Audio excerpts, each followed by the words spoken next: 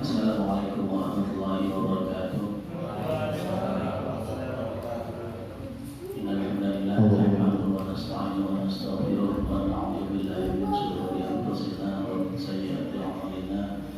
May yahdihillahu fala mudilla lahu wa may yudlil fala hadiya lahu. Asyhadu an la ilaha illallah wahdahu la syarika lahu wa asyhadu anna Muhammadan 'abduhu wa rasuluh. Allahumma shalli wa sallim wa barik ala sayyidina Muhammadin wa ala alihi wa sahbihi ajma'in. Amma ba'du.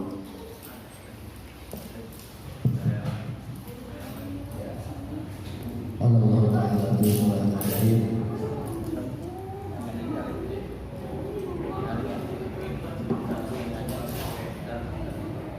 Allah Ta'ala fil Qur'anil Karim. A'udzu billahi minasyaitonir rajim. Bismillahirrahmanirrahim. Wa la nabluwannakum bi syai'in minal khawfi wal ju'i wa naqsin minal amwali wal anfusi was samarati wa bashshiris sabirin alladzina idza asabatuhum musibah qalu inna lillahi wa inna ilaihi raji'un. Shadaqallahu al-'azim.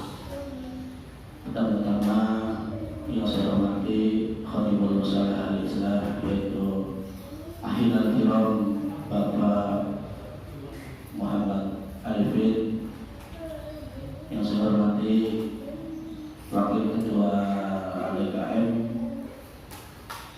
Bapak Ustadz Dian Rostiono, yang saya hormati penasihat Mushalah al-Islam sekaligus juga guru, yaitu Al-Mukarram Ustadz Dedi Setiawan SE, yang saya hormati Bapak Ketua RT Bapak Supriyadi, saya hormati Bapak tokoh masyarakat sekaligus penasihat Bapak Haji Pada, Bapak Haji Kasmo, dan juga bapak-bapak sekalian yang tidak dapat saya sebutkan satu persatu namanya, namun tidak mengurangi rasa hormat dan takjub saya. Puji serta syukur kehadirat Allah Subhanahu wa Ta'ala yang mana atas rahmat, taufik, hidayah dan hidayahnya kita semua dapat hadir di tempat yang mulia ini dalam acara dalam rangka pemulasaran mayit yang insyaallah nanti akan disampaikan oleh Bapak Ustadz Muhammad Muhtasar dari Pondok Makmur, Kecamatan Priok. Sebelumnya terima kasih atas kedatangan Bapak Ustadz Muhammad Muhtasar. Selamat datang di Mushalah Al-Islam. Mudah-mudahan kita semua diberikan kemudahan-kemudahan oleh Allah Subhanahu wa Ta'ala dalam rangka menerima ilmu yang disampaikan oleh beliau dan juga mempraktekkan dalam kehidupan sehari-hari. Salawat serta salam kita panjatkan kepada Allah Subhanahu wa Ta'ala kepada junjungan alam, yaitu baginda Nabi besar Muhammad sallallahu alaihi wasallam. Semoga kita semua yang hadir mendapatkan syafaat beliau di yaumil akhir nanti. Amin Allahumma ya rabbal alamin. Baiklah Bapak-bapak sekalian, kita mulai saja acara kita dengan pembukaan pembacaan Al-Fatihah. Semoga acara kita dari awal hingga akhir lancar dan mendapatkan ridho dari Allah Subhanahu wa Ta'ala. Ala hadhihi niyyah wa kulli niyatin salihah wa ila hadratin Nabi Mustafa Muhammad sallallahu alaihi wasallam. Syai'un lillahi lahu al-Fatihah.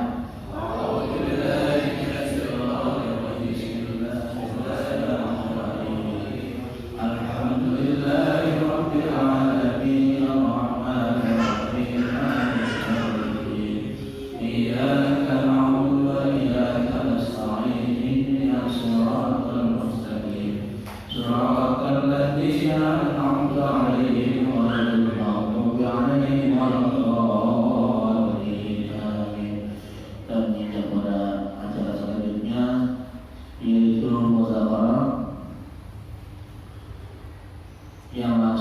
disampaikan oleh Al-Qalam Al-Ustaz Muhammad Muhtasar. Pada beliau dengan segala hormat dan dengan segala kerendahan hati kami persilakan. Kepada Rasulullah.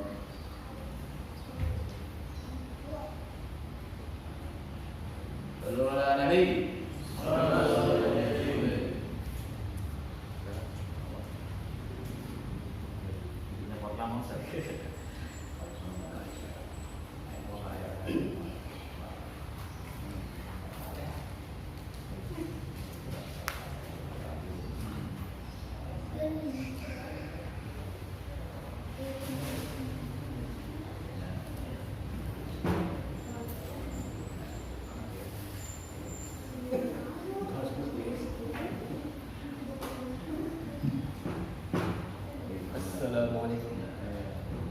Assalamualaikum warahmatullahi wabarakatuh.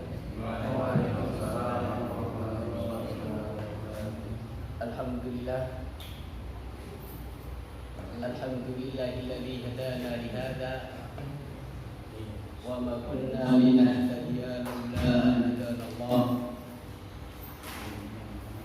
Asyhadu an la ilaha illallah wahdahu la syarika lah. وأشهد أن محمدا عبده ورسوله لا نبي بعده. اللهم صل على محمد وعلى آل محمد كما صليت على إبراهيم وعلى آل إبراهيم وبارك على محمد وعلى آل محمد كما باركت على إبراهيم وعلى آل إبراهيم إنك حميد مجيد. أيها الإخوة أرشدكم الله، أوصيني وإياكم بتقوى الله فقد فاز المؤمنون كما قال تعالى في القرآن العظيم: أعوذ بالله السميع العليم من الشيطان الرجيم من همزه ونفخه ونفخه. بسم الله الرحمن الرحيم. يا أيها الذين آمنوا اتقوا الله حق تقاته ولا تموتن إلا وأنتم مسلمون. وقال يا أيها الذين آمنوا اتقوا الله وقولوا قولا سديدا يصلح لكم أعمالكم ويغفر لكم ذنوبكم ومن يطع الله ورسوله فقد فاز فوزا عظيما. أما بعد. Yang kami hormati semua jamaah mushola Al-Islah, yang saya hormati Ketua DKM Mushola Al-Islah, kemudian para ustadz, para hujjat yang tidak bisa kami sebut satu persatu karena memang kami belum tahu nama-namanya. Mohon maaf karena memang belum tahu siapa nama-namanya, maka saya tidak bisa menyebut nama satu persatu saja. Namun tidak mengurangi dan rasa hormat saya. Mudah-mudahan Allah mempertemukan pertemuan kita ini adalah menjadikan lantaran jadi diterimanya amal-amal kita dan lantaran diterimanya semua kesalahan-kesalahan kita sesuai dengan sabda Rasulullah: "Man salaka tariqan ila ilmin sahalallahu tariqan ila jannah." Man salaka tariqan ila ilmin, barang siapa yang melangkahkan kakinya atau meletakkan kakinya tariqan ila ilmin, jalan dalam rangka menempuh ilmu atau menuntut ilmu, sahalallahu, maka Allah akan mudahkan thariqan ilal jannah, itu jalan menuju ke surganya. Dan mudah-mudahan kita dirahmati Allah Subhanahu wa taala, kita dipertemukan bukan hanya di dunia ini tapi kita dipertemukan di akhirat kelak. Amin Allahumma amin. Salawat dan salam mudah-mudahan senantiasa tercurah kepada junjungan kita, pada uswah kita, Nabi kita Muhammad sallallahu alaihi wasallam, dan mudah-mudahan diberikan kepada para istri-istri beliau, kemudian para sahabat sekeluarganya, para sahabatnya, dan juga pengikut-pengikut yang selalu sunnah, yang selalu ittiba dengan sunnah-sunnahnya, yang selalu istiqomah dengan sunnah-sunnahnya, dan mudah-mudahan kita termasuk ada di dalam golongan sunnah-sunnah tersebut. Amin Allahumma amin. Para ustaz, para hujat, dan semua yang hadir di sini yang dirahmati Allah. Alhamdulillah kita di kesempatan ini kita bisa menghadiri dalam rangka kepengurusan jenazah, yang mana kepengurusan jenazah itu adalah sifat yang diperintahkan oleh Rasulullah SAW kepada kita semua. Adalah kita wajib mempelajari, kita wajib memahami, dan kita wajib untuk mengamalkan setelah kita pelajari bahwa kepengurusan jenazah itu adalah termasuk fardu kifayah. Maka kita jangan memandang hanya fardu kifayah aja. Fardu kifayah itu artinya ketika sudah ada yang melaksanakan tugasnya, maka gugurlah dari fardunya itu. Tapi kalau tidak ada, maka kita adalah dosa semua. Gitu. Maka kita harus mempelajari, harus memahami tentang bagaimana tentang pengurusan jenazah. Ayyuhal arsyadullah. Biasanya manusia sebelum memasuki ajalnya itu Allah adalah memberikan rasa sakit. Karena dengan rasa sakit itu Allah akan memberikan derajat melalui rasa sakit tersebut. Manakala ada seseorang yang tidak mampu dengan menggapai derajat yang telah diberikan Allah dengan amalnya, maka Allah akan memberikan jalan lain. Lalu jalan lain yaitu dengan berupa ujian-ujiannya. Di antaranya adalah sakit yang menderita kita. Itu adalah jadi jalan untuk menuju derajat Allah Subhanahu wa taala. Jadi ketika Allah memberikan rasa sakit, ketika Allah memberikan ujian, baik itu dari kekurangan harta, kekurangan fisik, atau kekurangan dari anak-anak kita, maka itu adalah ujian dari Allah untuk mencapai derajat yang mulia. Maka Allah Subhanahu wa taala memberikan rahmat kepada kita itu adalah luar biasa. Tidak memandang siapa itu, tidak memandang dia itu seorang yang punya gelar, ya. Karena gelar di sisi Allah adalah inna akramakum atqakum. Masya Allah. Dan mudah-mudahan kita akan dimasukkan ke golongan orang yang bertakwa di sisi Allah Taala. Ayyuhal arsyadullah. Dimulainya rasa sakit. Kadang ada seseorang yang dengan sakit itu tidak bisa bersabar. Artinya hanya mengeluhkan kesakitan itu. Bahkan ada yang minta, alangkah baiknya kalau aku mati saja. Ada kejadian seperti itu.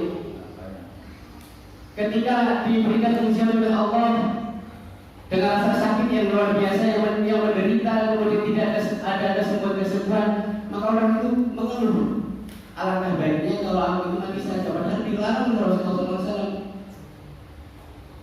Maka dalam sebuah hadis Rasulullah SAW bersabda, kita itu tidak boleh mengharapkan kematian, ya, karena menyerah daripada rasa sakit yang kita derita.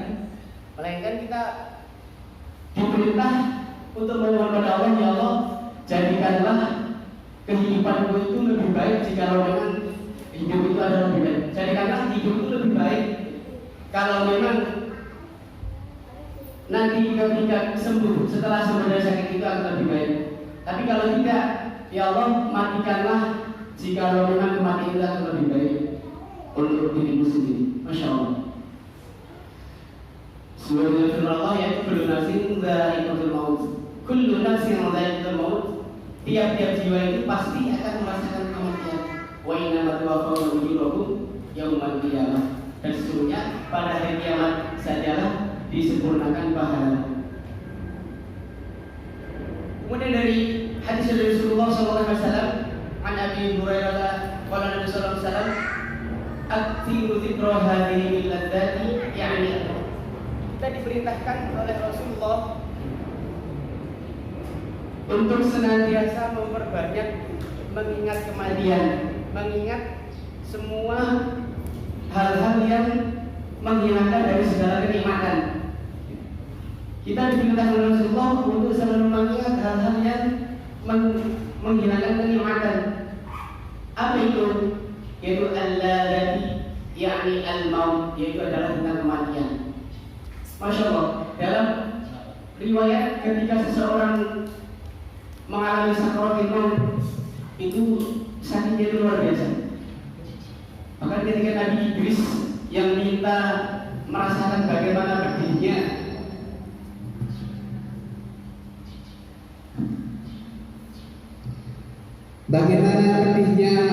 rasa seperti maut, maka Allah pun mengizinkan untuk merasakan seperti apa sih rasanya sakaratul maut.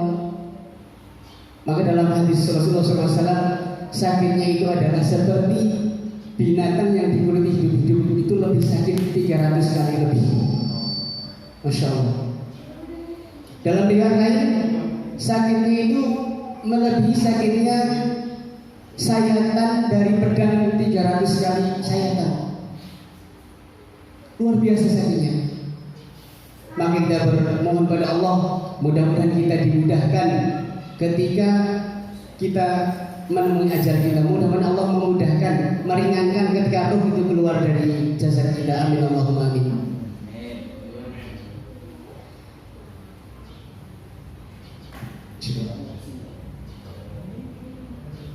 Ayuhal ikhwah arsyadakumullah.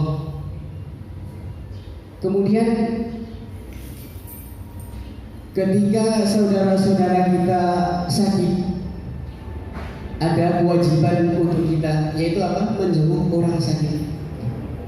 Menjenguk orang sakit hukumnya adalah sunnah, guna untuk menghibur kesedihannya, karena kegembiraan orang sakit itu dapat juga menjadi obat, sesuai dengan sabda Rasulullah SAW yang diriwayatkan dari Abu Hurairah radhiyallahu anhu, qala Nabi sallallahu alaihi wasallam, haqqul muslimin ala muslim khamsun.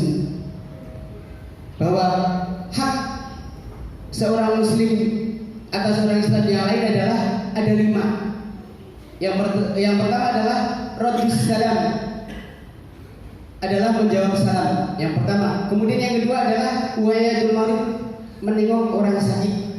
Kemudian yang ketiga adalah wa ittiba'ul janaiz, mengantarkan jenazah. Kemudian yang keempat adalah wa ijabatud da'wah, itu memenuhi undangan.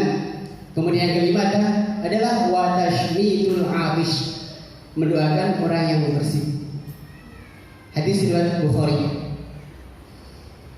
Sabda Rasulullah SAW ini adalah menerangkan kepada kita bahwa kita itu berkewajiban untuk, meskipun di sini adalah sunnah, tapi di sini ada hak. Haknya apa? Adalah menjenguk orang sakit dengan memberikan doa-doa kepada orang sakit. Mungkin sudah pada hafal doa-doa ya Ustaz. Mungkin sudah pada hafal. Ketika kita menjenguk orang yang sakit, maka kita berdoa memohonkan supaya sakitnya itu agar segera disembuhkan. Allahumma rabban nas mudhibal basi anta syafi bismillah la syafi'a illa anta syifaan la yughadiru saqaman. Atau ada doa yang lain adalah as'alullahal azim rabbal arsyil azim ayyashfiya. Dalam Sunan Abu Dawud, di Sahih di Sunan Abu Dawud adalah as'alullahal azim rabbal arsyil azim ayyashfiya. Kita memohonkan kesembuhan kepada orang yang sakit tersebut. Ayuhal ikhwah arsyadakumullah. Ketika seseorang dilanda sakit, maka kita harus berprasangka baik pada Allah Tabaraka wa Ta'ala. Tidak boleh punya prasangka buruk, taudzan nasaw, tidak boleh punya prasangka buruk. Sesuai dalam firman Allah adalah an Abi Hurairah qala Rasulullah sallallahu alaihi wasallam qala Allah Ta'ala ana 'inda dhanni 'abdi. Ketika dalam hadis disebutkan qala Ta'ala, berarti adalah menunjukkan bahwa ini adalah hadis qudsi. Hadis qudsi yaitu firman Allah Subhanahu wa Ta'ala yang disampaikan oleh malaikat Jibril kemudian ke Rasulullah sallallahu alaihi wasallam. Ana 'inda dhanni 'abdi bi. Rasulullah SAW berkata, Allah Subhanahu wa Ta'ala telah berfirman, aku prasangkaan hambaku ya kepadaku. Ketika kita berprasangka baik pada Allah, maka Allah akan memberikan kebaikan kepada kita. Ketika kita punya prasangka buruk kepada Allah, maka Allah akan memberikan keburukan kepada kita. Nauzubillah. Mudah-mudahan kita selalu digolongkan orang-orang yang selalu berprasangka baik pada Allah Tabaraka wa Ta'ala. Karena tipu daya iblis itu luar biasa. Untuk ikhlas, untuk bersabar, untuk menerima dalam hal ujian apapun itu luar biasa beratnya. Wa innaha lakabiratun. Karena sesungguhnya semua itu adalah berat. Illa ala khashiyin, kecuali orang-orang yang khusyuk dalam beribadah pada Allah Tabaraka wa Ta'ala. Mana khusyuk itu adalah ikhlas, ridho. Apapun yang Allah tetapkan fi lauhil mahfuz muqim, maka kita harus tetap ikhlas, ridho dan bersabar. Kemudian hal-hal yang harus dilakukan terhadap orang sakit ketika orang sakit ini sudah sakit parah adalah yang pertama, orang yang sakit parah itu sehingga dia itu hampir menggembuskan nafas atau menjelang nazar, maka disunahkan untuk menghadapkan ke arah kiblat. Disunahkan untuk menghadap ke kiblat, sebagaimana sabda Rasulullah SAW dari Abi Qatadah anna Nabi sallallahu alaihi wasallam hina qadimul Madinah sa'ala 'anil barra'i bi ma'ruf qalu adu fi wa awsa bi thuluthi malihi laka ya Rasulullah wa awsa ay wajhil qiblah. Dari Abu Qatadah bahwasanya Nabi sallallahu alaihi wasallam ketika sampai di Madinah, beliau menanyakan seorang yang bernama Al-Barra' bin Ma'rur. Jawab yang hadir, ia sudah meninggal dan mewasiatkan sepertiga hartanya kepada engkau dan mewasiatkan pula supaya dihadapkan ke kiblat ketika sakit. Jadi hadis ini buat dalil bahwasanya setiap orang yang sakit parah itu kita disunahkan untuk mengarahkan wajahnya ke arah kiblat. Kemudian orang yang sakit parah itu adalah diajarkan membaca kalimat tauhid atau kalimat-kalimat talqin. Ya, kalimat talqin adalah sesuai sabda Rasulullah SAW adalah dari Abu Hurairah radhiyallahu anhu, qala Rasulullah SAW, laqinu mautakum la ilaha illallah, rawahu Muslim wal arba'ah. Dari Abu Hurairah radhiyallahu anhu, Rasulullah SAW berkata, ajarilah olehmu orang-orang yang sakit parah atau hampir mati, yaitu dengan membaca kalimat la ilaha illallah. Kemudian ulama fikih, kata ulama fikih itu adalah sungguh pun kita diperintahkan untuk membacakan atau mentalqinkan kalimat la ilaha illallah itu tidak boleh diulang-ulang dengan terus la ilaha illallah, la ilaha illallah, la ilaha illallah, atau bahkan kalimat itu tidak tepat dengan cepat la ilaha illallah, la ilaha illallah, menyalahi, ya. Maka kita harus benar mengajarkan itu, menuntut dengan pelan. La ilaha illallah, la ilaha illallah. Artinya diberi kesempatan buat si sakit itu merespon. Karena sakit itu dalam kitab Dawaul Akhbar itu disebutkan ketika kita menjelang nazar, menjelang ajal itu dekat dengan kita, maka di situ banyak makhluk-makhluk ciptaan Allah yang diperlihatkan kepada kita. Masya Allah. Yang belum pernah kita lihat itu ada kelihatan. Masya Allah, lebih-lebih dari amal-amal kita, baik itu amal buruk dan itu amal baik, kita akan kelihatan semua. Masya Allah. Bahkan ada yang mengaku-ngaku bahwa ini adalah orang yang dicintainya untuk mengajarkan kalimat yang tidak benar supaya dia itu tidak mampu untuk mengucapkan kalimat la ilaha illallah. Maka di sebagian ulama itu ada yang membolehkan ketika mentalqin itu hanya cukup dengan kalimat Allah, Allah, Allah. Wallahu a'lam bimuradi. Yang pasti kalimat tauhid adalah la ilaha illallah.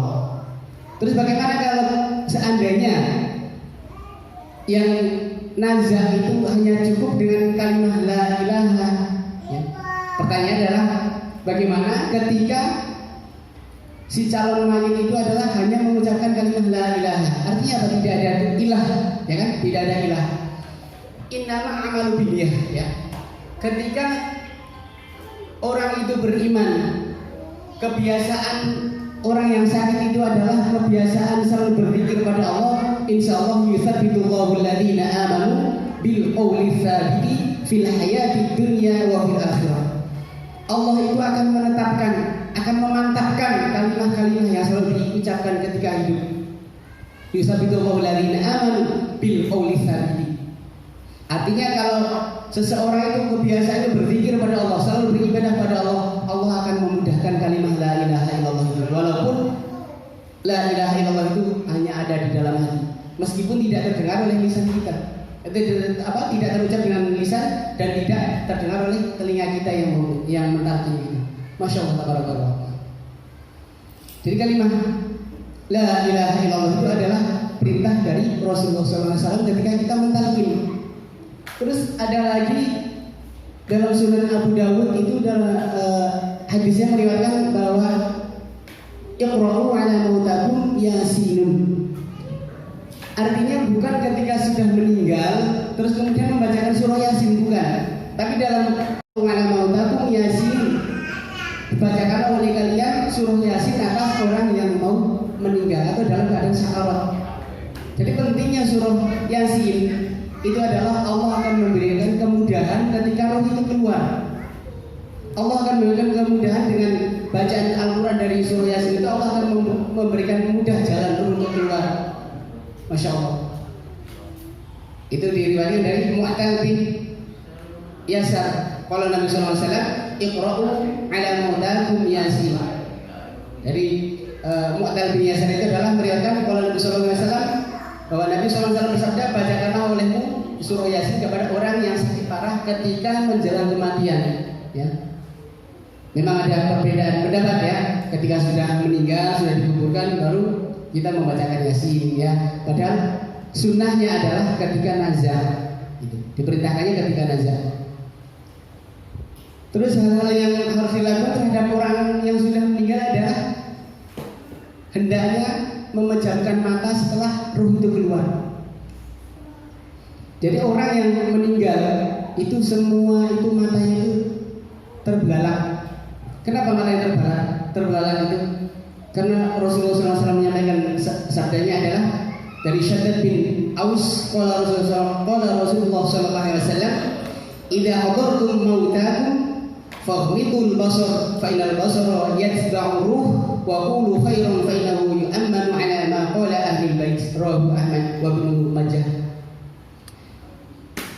Dari Syaddad bin Aus, Rasulullah SAW bersabda, "Idza hadartum mautakum faghmidul basar." Apabila kamu menghadapi orang yang meninggal, hendaklah kamu tutupkan matanya. Karena apa? Fa innal basara yatba'u ruh, ketika sesungguhnya mata itu melihat arah roh itu keluar. Di mana roh kita itu nanti akan ditempatkan oleh Allah Tabaraka wa Ta'ala di tempat yang bahagiakah atau di tempat yang sengsarakah, itu mata itu melihat. Atas izin Allah maka diperlihatkan orang yang meninggal itu adalah ketika roh keluar, diambil dari kaki, arah kaki, diangkat kemudian lewat wallahu a'lam bi muradihi, itu lewat lisan ataupun lewat mata. Tapi yang jelas karena mata itu melihat berarti lewat mata. Ruh itu diangkat maka mata itu terus melihat hatta tanzil, sehingga kita melihat tempatnya. Masya Allah. Maka kadang ada orang yang meninggal itu adalah ada yang sedikit senyum, ya. Ada yang mukanya itu seperti sedih karena memang melihat bahwa tempatnya itu akan menempati suatu tempat di mana dia itu pasti akan menempatinya. Masya Allah. Ayyuhalladzina asyhadullah. Maka dengan itu kita bermohon pada Allah Tabaraka wa Ta'ala agar Allah memudahkan ketika ruh itu keluar dari jasad kita, menjadikan ketika ruh keluar, menjadikannya adalah kita itu jadi orang yang husnul khotimah. Amin Allahumma amin. Masya Allah. Maka ketika ruh sudah keluar, Jadi roh pun ternyata dalam Sunan Abu Dawud itu dijelaskan bahwa ketika roh itu keluar itu roh diterima oleh para malaikat yang bertugas untuk memandikan, mengafankan dan menyolatkan setiap roh yang keluar. Masya Allah. Jadi bukan hanya kita, tapi roh yang dibawa oleh malaikat pun diserahkan untuk nanti itu disolatkan. Seperti keadaan kita menyalakan yang di tempat ini. Masya Allah, tabarakallah. Maka ketika seseorang itu baik, yang meninggal itu adalah dalam keadaan baik, maka dengan roh yang berbau, dengan yang berbau wangi, harum, maka disolat, dikafan, dimandikan, disolatkan, kemudian dimandikan, dikafankan, kemudian disolatkan. Kemudian setelah jenazah yang disolatkan di bumi ini sudah selesai, prosesi ketika memandikan, kemudian mengafankan, kemudian mensolatkan, itu pun nanti nunggu setelah jasadnya itu dikuburkan. Itu ya, mudah-mudahan kita adalah digolongkan oleh roh-rohnya orang mukmin wasyuhada wasyolihin.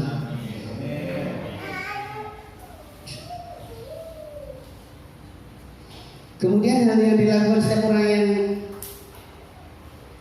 kewajiban kita ya? Kewajiban kita sebagai seorang muslim ketika orang itu sudah meninggal, maka adalah kewajiban kita adalah untuk memandikannya ya. Jadi sebagaimana yang difirmankan yang disabdakan oleh Rasulullah SAW adalah setiap ada muslim yang meninggal yang menunggu ajalnya, maka kewajiban seorang muslim yang lain adalah untuk pertama adalah untuk memandikan, kemudian mengkafankan dan kemudian menyolatkan. Yang keempat adalah untuk menguburkan. Kemudian yang kita lakukan untuk terhadap orang yang mati adalah seluruh badannya hendaklah ditutupi dengan kain, seluruh badannya. Hal ini apa dilakukan sebagai penghormatan kepada mayat, penghormatan kepada jenazah, supaya tidak terbuka auratnya.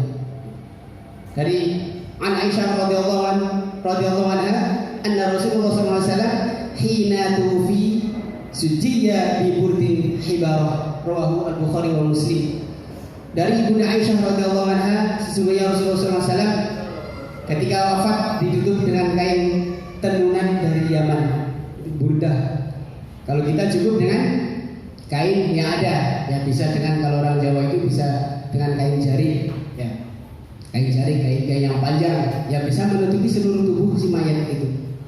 Kemudian tidak ada halangan untuk mencium mayat bagi keluarganya. Ya, ketika mayat itu belum masih belum dimandikan, artinya kita itu boleh untuk menciumnya, boleh kita mengecupnya, ya, nggak ada halangan. Itu bisa untuk keluarganya atau sahabat-sahabatnya yang sangat sayang kepada si mayat tersebut. Dari riwayat dari Aisyah, dan qala Rasulullah sallallahu alaihi wasallam muthbatan bi ma'udun wa huwa mayyitun hatta dumu tazilu ala wajhihi, rawahu Ahmad wa Tirmidzi. Riwayat dari Aisyah radhiyallahu anha, Rasulullah sallallahu alaihi wasallam telah mencium Utsman bin Ma'udun. Utsman bin Ma'udun ketika ia telah mati, sehingga tampak air mata Rasulullah SAW mengalir di pipi beliau.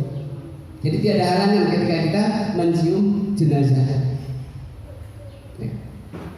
Kadang suka ada yang melarangnya, ya, jangan dicium, nggak boleh. Ya, tidak seperti itu. Bahkan kita memang ada kemudahan dibolehkannya selagi tangisan itu bukan tangisan ratapan, gitu ya.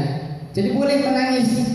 Rasulullah SAW ketika meninggal Ibrahim adalah putranya, itu pun menangis, sehingga sampai sahabat-sahabat pun ikut menangis, tapi dengan tangisan yang wajarnya. Jadi yang dilarang tidak boleh menangisi mayat itu adalah tangisan dengan ratapan.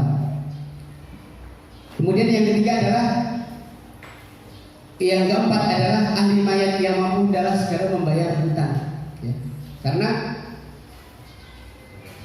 ruhnya orang yang beriman itu dalam sabda Rasulullah SAW itu dari riwayat dari Abu Hurairah radhiyallahu anhu, qala Rasulullah SAW, nafsul mu'mini mu'allaqatun bidainihi hatta yuqda anhu, rawahu Ahmad wa Tirmidzi.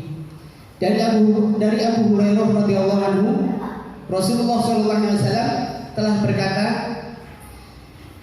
dari orang mukmin itu, diri orang mukmin itu tergantung, ya, atau tidak sampai ke hadirat Allah Subhanahu wa taala karena utangnya, sehingga dibayar dahulu utangnya itu, ya. Jadi riwayat ini adalah riwayat Imam Ahmad dan At-Tirmidzi. Ayyuhal ikhwah arsyadakumullah. Adapun bagi orang yang tidak mampu, maka terserah kepada Allah yang Maha Pemurah.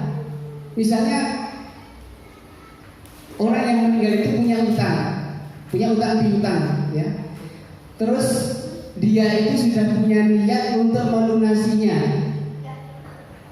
dan qadarullah orang itu tidak punya family, ya, tidak punya family atau sebatang kara. Misalnya, kalau niatnya yang utang itu adalah untuk melunasi, itu insya Allah akan melunasinya. Dalam hadis yang diriwayatkan dari Ibnu Umar, qala Rasulullah SAW, ad-dainu dainani faman mata wa huwa yanwi qadahu fa ana waliyuhu wa man mata wa la yanwi qadahu fadzalika alladhi yu'khadhu min hasanatihi laisa yawma idin dinarun wala dirhamun, rawahu at-Tabrani. Dari Ibnu Umar, Rasulullah SAW berkata, utang itu dua macam. Jadi ada dua macam utang. Yang pertama, barang siapa yang mati meninggalkan utang, sedangkan ia berniat akan membayarnya, maka saya akan mengurusnya. Dan barang siapa yang mati sedangkan ia tidak berniat akan membayarnya, maka pembayarnya akan dikembalikan dari kebaikan amal-amalnya. Karena di waktu itu tidak ada emas dan tidak ada perak. Hadis riwayat At-Tabrani. Jadi Allah memberikan kemudahan. Tapi yang paling baik adalah segera dilunasi semua utang-utangnya. Karena urusan itu wallahu a'lam bimuradi. Terserah kehendak Allah bagaimana, ya. Wa rahmati wasi'at ala kulli syai'. Rahmatku itu adalah melampaui segala-galanya. Ala kulli syai', atas segala sesuatu. Dalam yang lain adalah wa rahmati wasi'at ala qudubi. Rahmatku itu adalah mengalahkan dari kemurkaan.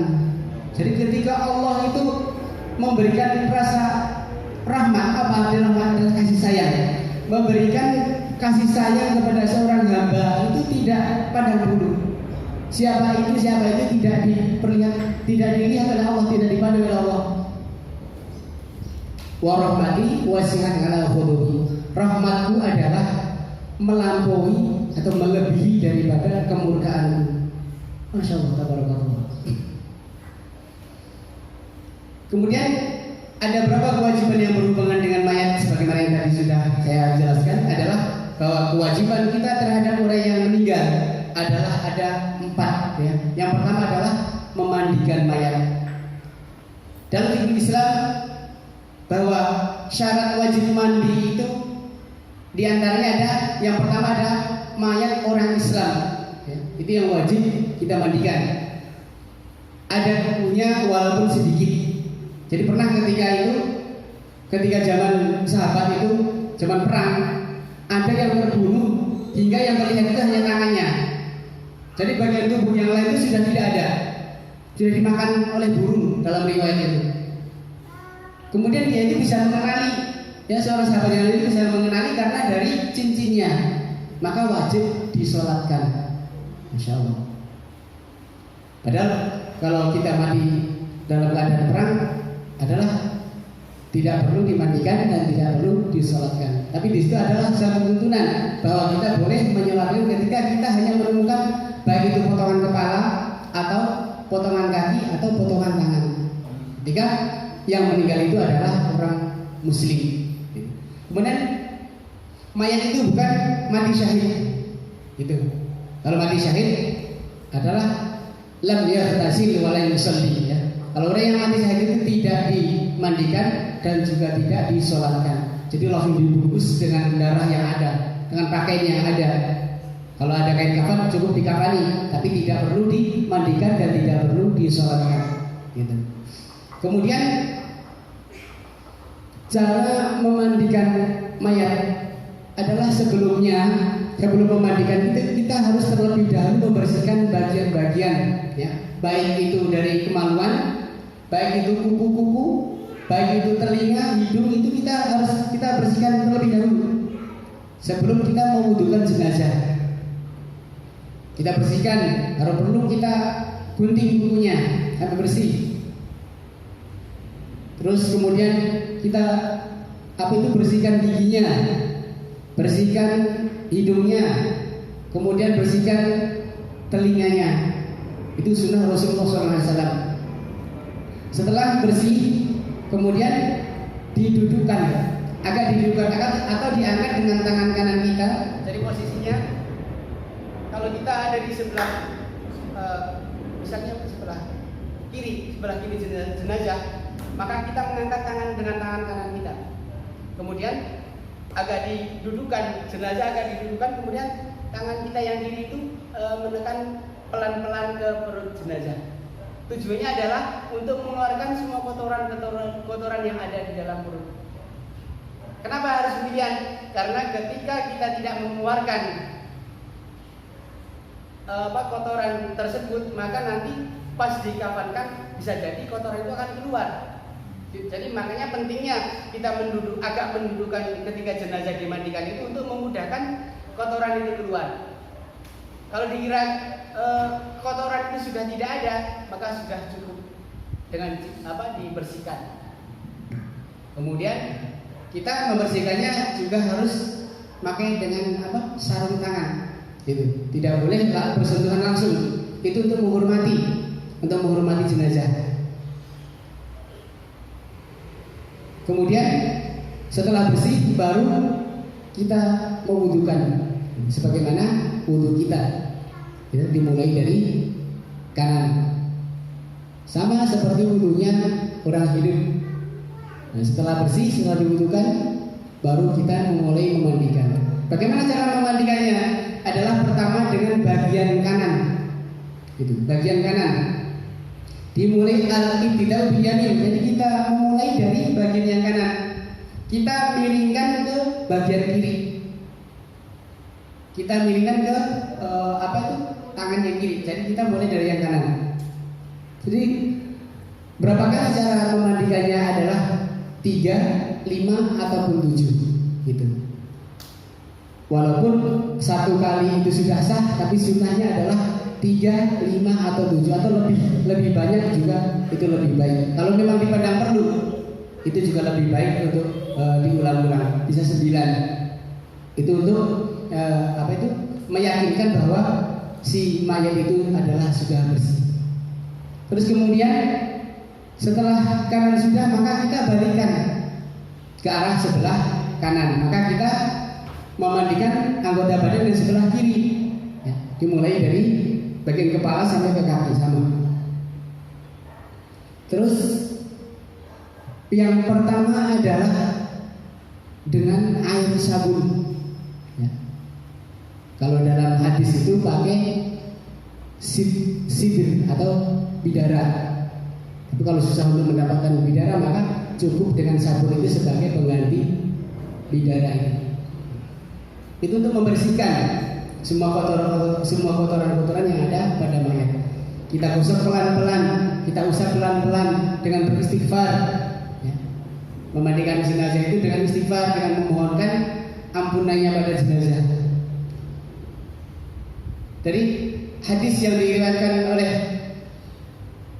Ibnu Abbas, anna Nabi sallallahu alaihi wasallam qala il waqa'a an rahilatihi famata irsilu bima'in wa sidrin, riwayat Bukhari. tatkala seorang laki-laki jatuh dari kendaraannya lalu dia meninggal, sabda beliau adalah mandikanlah dia dengan air serta daun bidara atau dengan sesuatu yang menghilangkan seperti kotoran-kotoran atau sebut daki ya.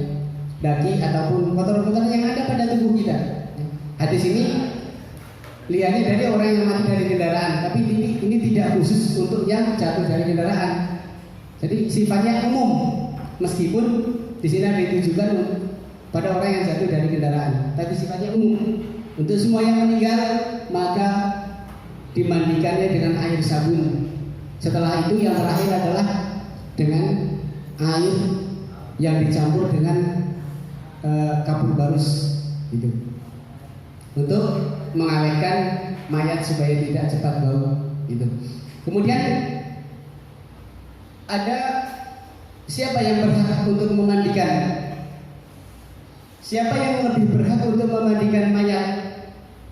Kalau mayat itu laki-laki, yang memandikannya hendaknya laki-laki pula ya. Kalau perempuan tidak boleh memandikannya kecuali istri dan mahramnya, baik anak perempuannya ataupun istrinya, itu boleh memandikan. Kadang ada seorang istri itu apa ya, disuruh membantu untuk memandikan suaminya saja tidak mau. Alasannya apa? Alasannya takut nanti membatalkan wudunya, takut nanti mandinya itu tidak sah. Padahal tidak demikian. Hal yang dibolehkan oleh Rasulullah adalah ketika seorang istri meninggal atau suami yang meninggal, maka seorang istri atau suami itu hukumnya lebih berhak untuk memandikan, baik itu anak-anaknya maupun kerabatnya. Kalau yang meninggal itu perempuan, maka yang wajib memandikan perempuan juga. Tidak boleh yang memandikannya adalah laki-laki kecuali suaminya atau mahramnya gitu. Bila seorang perempuan yang meninggal dan di tempat itu tidak ada perempuan atau suami atau mahramnya mayat, itu adalah ditayamumkan saja. Jadi dalam fikih Islam itu ketika seorang perempuan meninggal, yang ada itu hanya laki-laki, terus tidak ada perempuan-perempuan yang bisa memandikan, itu sudah cukup untuk ditayamumkan saja. Jadi Islam itu mengajarkan kemudahan, memberikan kemudahan kepada kita semua. Ada kasus-kasus yang bulan-bulan lalu mungkin sudah pada tahu di media ya, bahwa ada seorang perempuan yang meninggal, kemudian yang memandikannya adalah laki-laki. Padahal itu dilarang oleh Rasulullah SAW.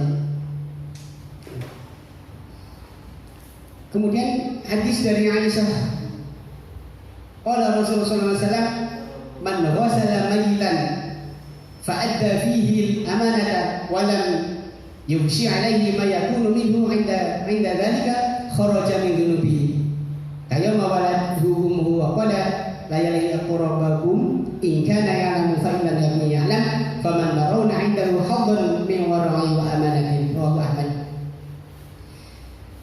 Hadis dari Aisyah, dari Ibunda Aisyah radhiyallahu anha, Rasulullah SAW berkata, barang siapa yang memandikan mayat dan dijaganya kepercayaannya, tidak dibukakannya kepada orang lain apa-apa yang dilihat pada mayat tersebut, maka apa? Sebab Allah itu akan membersihkan dari dosanya, Allah itu akan mengampuni dari segala dosa-dosanya, itu seperti keadaan sewaktu dilahirkan oleh ibunya. Jadi kalau kita mengurus jenazah, kita memandikan, kita mengafankan, kemudian dari jenazah itu enggak kita menceritakan apa kekurangan-kekurangan kepada orang lain, Allah itu akan mengampuni kita. Allah akan mengampuni, Allah akan memberikan ampunan kepada orang yang mengurus jenazah tersebut. Itu dengan apa? Dengan syarat tidak menceritakan orang lain bahwa keadaan si mayat itu begini dan begitu. Gitu ya. Itu Allah akan memberikan ampunan. Seperti apa? Seperti keadaannya ketika kita dilahirkan dari ibu kita. Masya Allah, tabarakallah.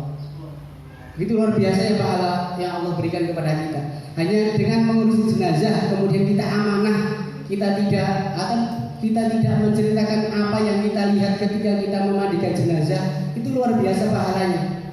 Bisa disebabkannya Allah bisa mengampuni semua kesalahan kita. Masya Allah, luar biasa. Maka mudah-mudahan dengan ini, dengan bertemunya kita di tempat ini, Allah mudahkan, Allah menggerakkan hati kita untuk bisa untuk mengikuti dalam hal kepengurusan jenazah. Karena itu sifatnya adalah fardu, ya. Jadi jangan hanya menyerahkan kepada apa yang dibilang amilnya, ya. Jangan hanya diserahkan ke amilnya, karena ada kewajiban pada diri kita. Ya kalau amilnya masih ada, ya kan? Kalau nanti nggak ada, kemudian harus nyari jauh-jauh, kasihan jenazahnya. Kalau sebaik-baik orang itu ketika meninggal itu ya wajib secepatnya untuk kita mandikan, nggak boleh tunggu lama-lama. Kemudian yang kedua adalah mengafani mayat. Hukum mengafani mayat atau membungkus mayat itu adalah fardu kifayah atas orang yang hidup. Jadi kain kafan itu bisa diambil dari harta si mayat, ya. Dari harta si mayat itu sendiri. Kalau orang itu memang punya, orang yang berpunya untuk buat beli kain kafannya tersebut. Jikalau si mayat itu tidak punya uang untuk beli kain kafan, maka yang berhak untuk membelikan adalah dari saudara atau dari kerabat-kerabatnya. Kalau dari kerabatnya itu tidak ada, maka diambillah dari uang kas masjid itu, ataupun musola gitu, atau dari baitul mal, ya, itu. Kemudian kain kafan itu sekurang-kurangnya itu adalah 3 lapis kain. 3 lapis kain. 3 lapis kain itu adalah sunnah Rasulullah SAW gitu. Jadi sebaiknya kain sekurang-kurangnya lapis kain adalah menutupi seluruh badan mayat. Baik mayat itu laki-laki maupun perempuan. Sebaiknya untuk laki-laki ada 3 lapis kain. Untuk perempuan itu lebih banyak, karena perlu kerudung, terus kemudian perlu baju gamis, dan perlu sarung gitu. Jadi kalau laki-laki itu, kalau di dalam hadis yang diriwayatkan oleh Ibunda Aisyah itu adalah bahwa kain kafan Rasulullah itu adalah salasu aswadin bidin sahuliyatin min kursufin laisa fiha qamisun wala imamatun. Jadi kain kafan yang dipakaikan ke Rasulullah itu adalah kain kafan yang dikafani dengan 3 lapis kain putih bersih yang terbuat dari kapas atau katun, ya, tanpa memakai gamis dan sorban. Gitu. Jadi ada memang pendapatnya bahwa jenazah itu sebaiknya pakai sorban, pakai gamis. Itu memang ada, ya. Itu hanya pendapat. Tapi nggak apa-apa kalau kita pakai pun juga nggak apa-apa. Enggak pun juga nggak apa-apa, karena memang dasar hadisnya adalah laisa fiha qamisun wala imamatun. Tidak ada gamis dan juga tidak pakai imamah, pakai surban. Dan kebanyakan orang meninggal itu kan ada yang sudah dipakai surban seperti ketika memakai ketika hidup. Ada yang pakai jubah. Itu tidak perlu. Tapi kalau mau memakai juga tidak apa-apa, tidak jadi alasan. Yang paling nyunah adalah 3 lapis kain ini. Terus kemudian cara mengafinya seperti apa? Adalah yang pertama kita lakukan adalah dengan kain basahan. Kain basahan, kemudian baju tutup kepala, lalu kerudung, kemudian dimasukkan ke dalam kain yang diliputi seluruh badannya. Gitu. Di antara beberapa lapisan tadi sebaiknya diberi wangi-wangian, misalnya kapur barus atau minyak wangi lain. Tapi alangkah baiknya, jadi setiap kita menghamparkan kain kafan, itu kain kafan yang pertama itu diberikan wangian dulu. Kain kafan pertama kasih wangian, kedua kasih wangian, ketiga kasih wangian. Kemudian taruh kapas di bagian bokong, kasih bagian kasih apa itu namanya kapas yang tebal, bagian bokongnya yang kubul ya, itu supaya menghindari ketika nanti keluarnya kotoran pas setelah selesai dimandikan, gitu. Untuk supaya apa tujuannya itu adalah supaya tidak langsung ke kain kafannya, jadi tertahan di kain kapasnya. Jadi penting, ada beberapa yang perlu ditutupi kain kafas. Itu ada bagian kemaluannya, ya, bagian kemaluannya, kemudian bagian yang belakang, kemudian bagian dengkul, lutut, ya, baik yang belakang maupun yang depan. Kemudian jari, ruas-ruas jari kaki, ya, semua pergelangan, kemudian pergelangan tangan, kemudian tekuk, kemudian tempat sujud itu ada muka, ada hidung, ada mulut. Itu yang perlu dikasih kapas. Itu hanya untuk menghormati mayat, karena pembusukannya itu lebih cepat daripada yang biasa. Gitu. Itu untuk menghormati.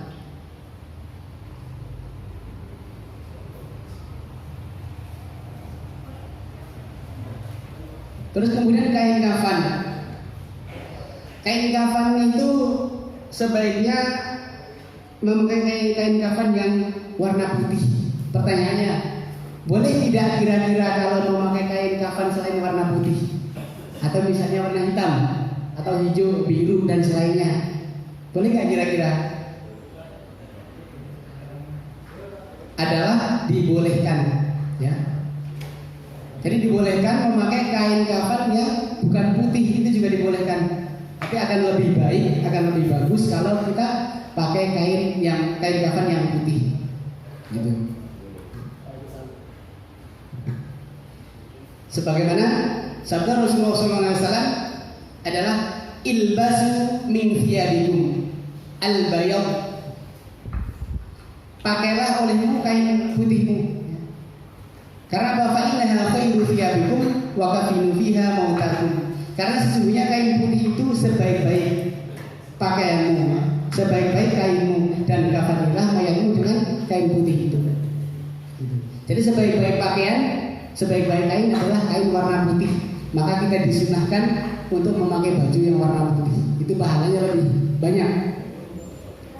Kita bisa lihat sendiri ya, ketika kita memakai pakaian yang warna putih, ada kotoran apapun akan kelihatan. Beda dengan yang seperti ini ya. Ada kotoran warna hitam juga nggak bakal kelihatan, coklat juga kelihatan. Makanya disunahkan, ya. Disunahkan adalah kita itu memakai pakaian warna putih. Kalau warna lainnya seminggu dicuci gitu.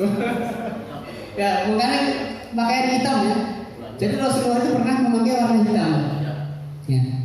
Suatu ketika Rasulullah memakai gamis yang semua itu pakai hitam semua.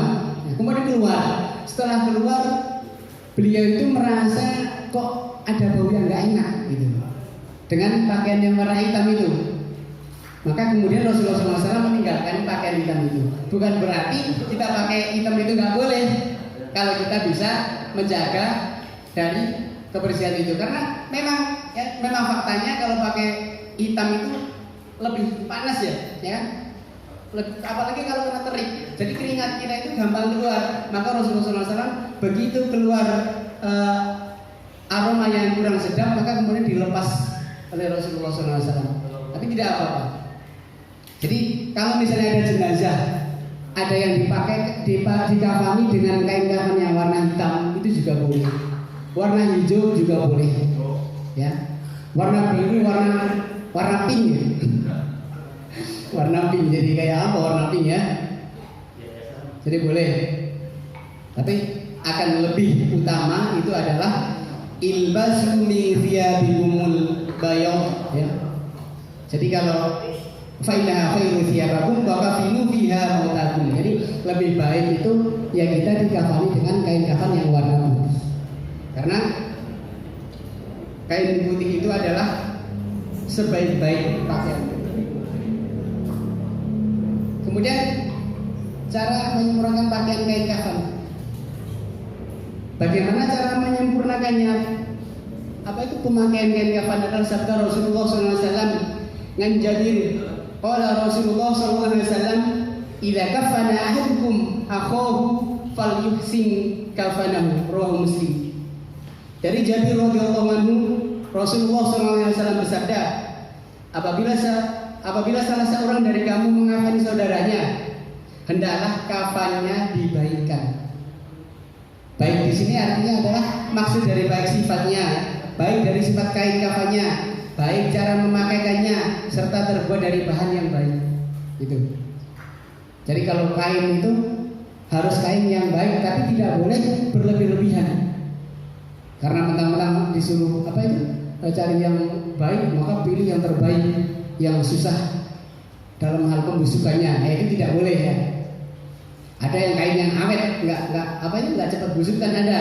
Itu juga nggak dibolehkan. Itu terlalu berlebih-lebihan. Itu artinya kita boleh mencari kain kafan yang terbaik, tapi jangan berlebih-lebihan. Riwayatnya adalah dari sahabat Rasulullah SAW, adalah dari Ali bin Abi Thalib. Qala Rasulullah SAW, "La tughulu fil kafani fa innahu yaslubu sari'an." Rawahu Abu Dawud. Sahih dalam Sunan Abu Dawud adalah dari Ali bin Abi Thalib. Rasulullah SAW bersabda, "Janganlah kamu berlebih-lebihan. Janganlah kamu berlebih-lebihan dalam memilih kain yang mahal untuk kafan, karena sesungguhnya kafan itu akan hancur dengan segera." Jadi kita nggak boleh berlebih-lebihan dalam memilih harga, memilih kain itu yang mahal, itu juga tidak dibolehkan oleh Rasulullah SAW.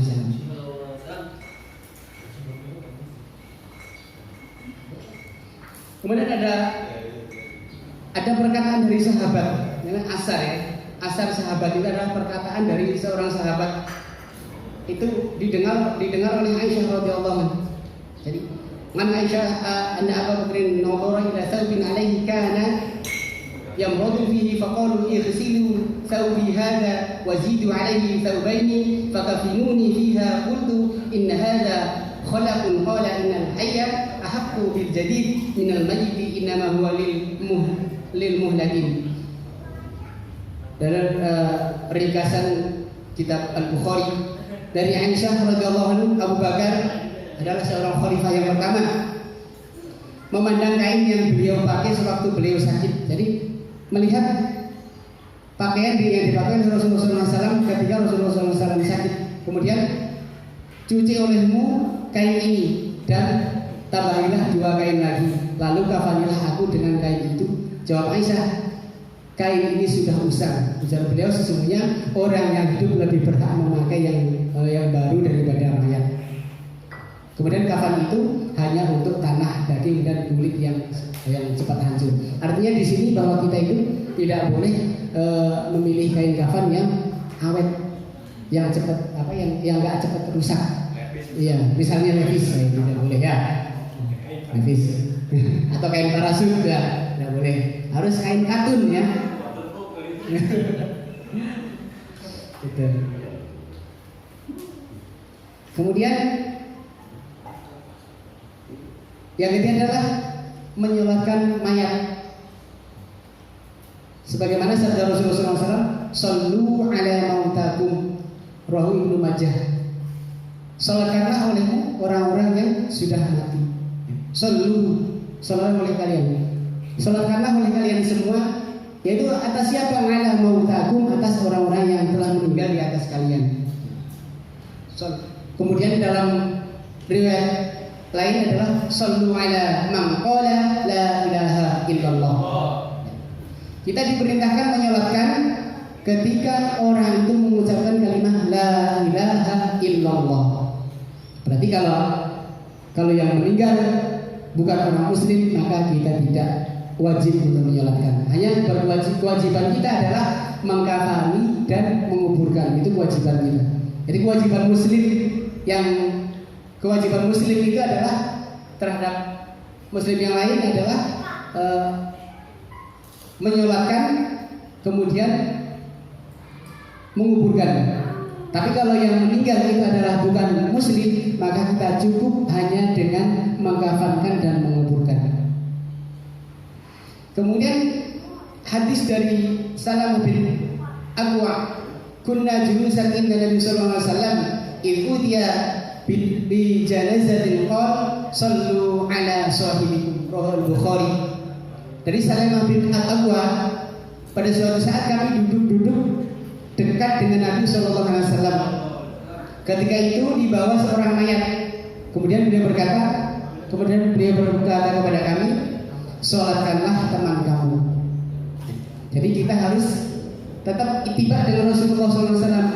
Kita tidak boleh acuh terhadap orang yang meninggal. Ya, kita harus selalu ittiba dengan sunnah-sunnahnya. Yaitu apa? Kita ikut menyolatkan jenazah. Pahalanya yang luar biasa. Ya, kalau kita lihat pahala-pahala itu adalah seperti ketika kita memandikan jenazah, kemudian kita mengkafankan, kemudian kita menyolatkan, kemudian kita menguburkannya, maka Allah akan memberikan pahala kepada kita. Itu adalah kal jibalaini azimaini.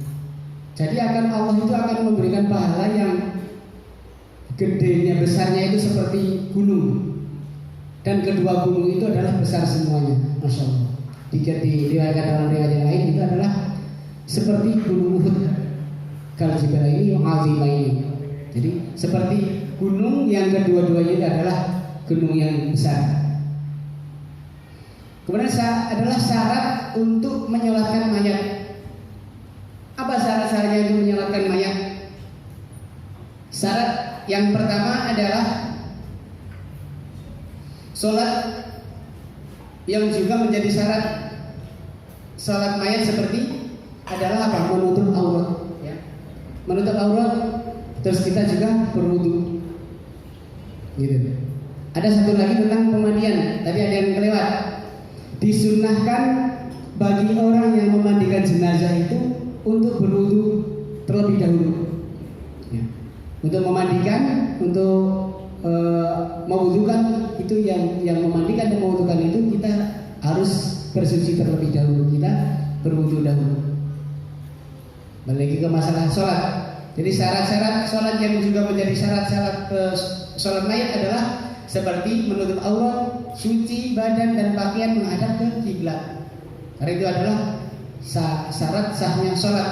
Kemudian yang kedua adalah dilakukan sesudah mayat itu dimandikan. Sesudah mayat itu dimandikan dan dikafani.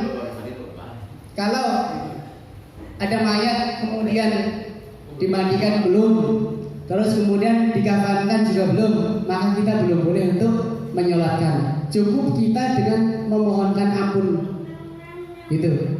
Jadi kalau sudah ada mayat yang sudah dimandikan, maka segera kita sholat. Tapi kalau belum dimandikan, cukup kita untuk berdoakan Allahumma ighfir lahu warhamhu wa'afihi wa'fu atau Allahumma ighfir laha warhamha wa'afiha wa'fu anha.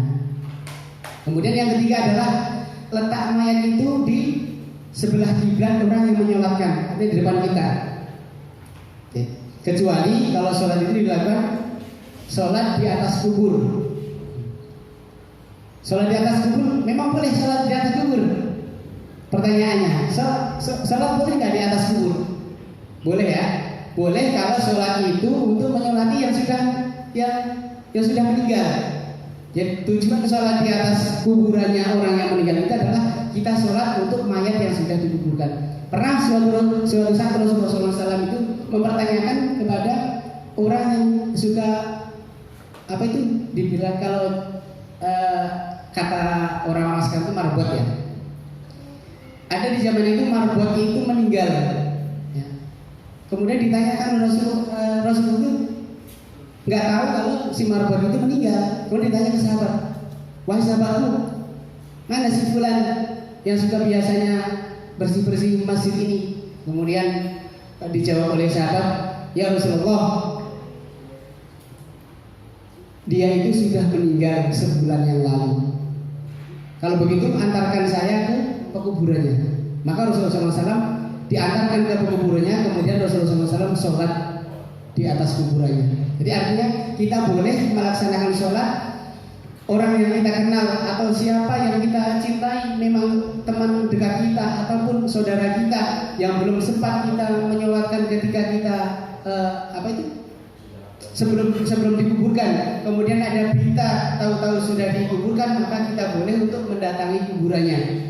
Kemudian kita sholatnya sama, ada seperti sholat ketika yang dilakukan ketika ada jenazahnya.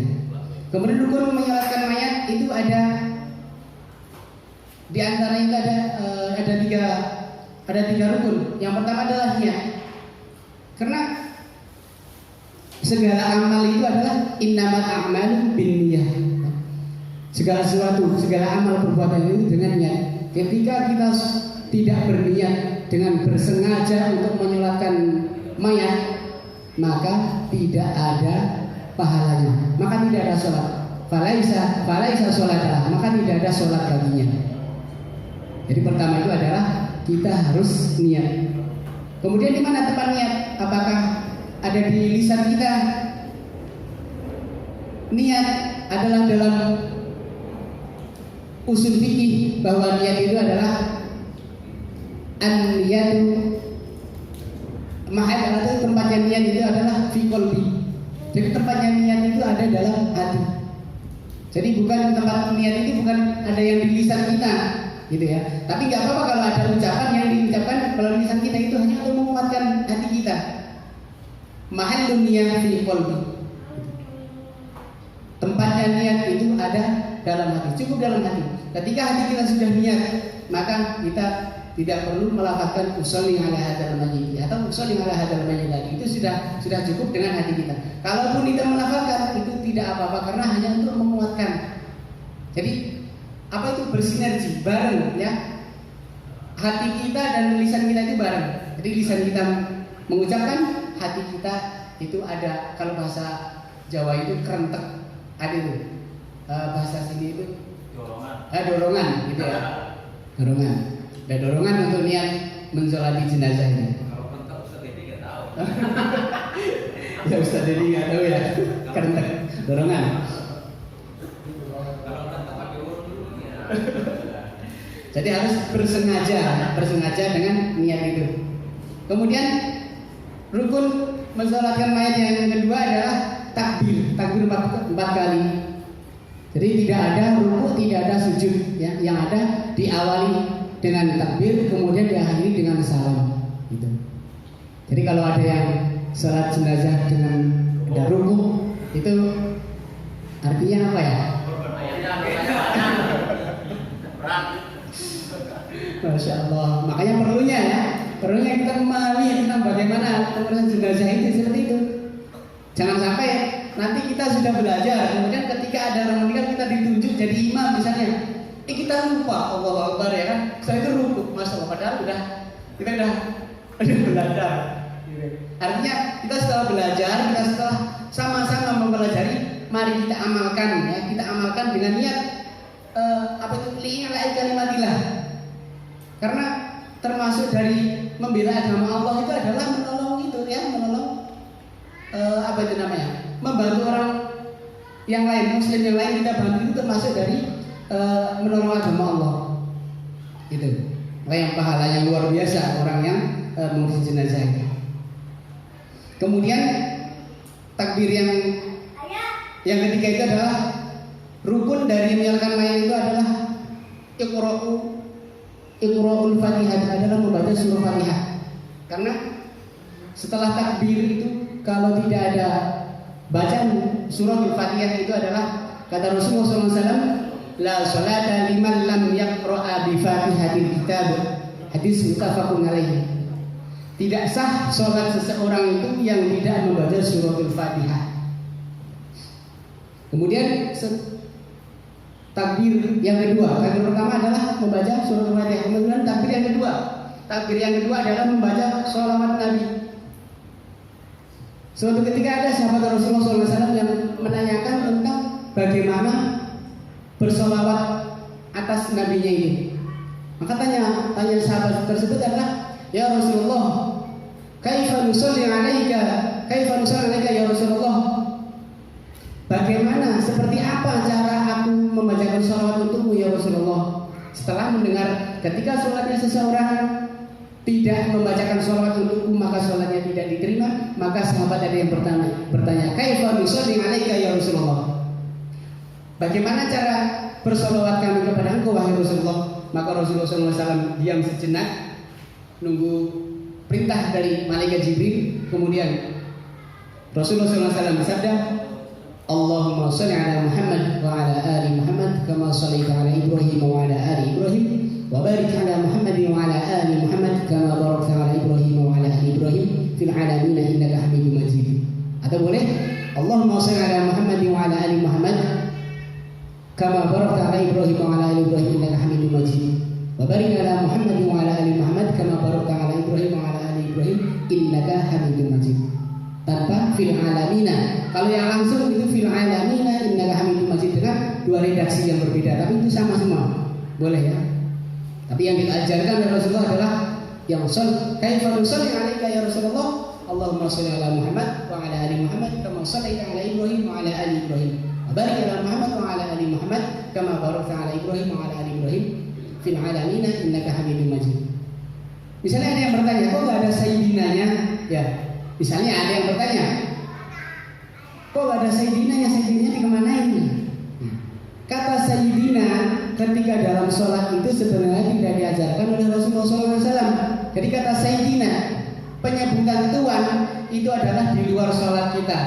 Jadi kalau dalam sholat kita, baik itu sholat fardu ataupun itu sholat sunnah, dan termasuk dari mensolati jenazah adalah seperti yang diajarkan oleh Rasulullah SAW. Allahumma sholli ala Muhammad wa ala ali Muhammad kama shallaita ala Ibrahim wa ala ali Ibrahim sampai dengan selesai. Kalau dalam kitab Bulughul Maram itu disebutkan bahwa kata sayyidina itu memang tidak boleh untuk diucapkan ketika kita sholat, tapi dibebaskan, ya. Diterserahkan, dibebaskan, terserah mau apa itu pakai sayyidina atau enggak kalau di luar sholat. Itu sayyidina Allahumma sholli wa sallim ala sayyidina Muhammad itu boleh kalau di luar sholat.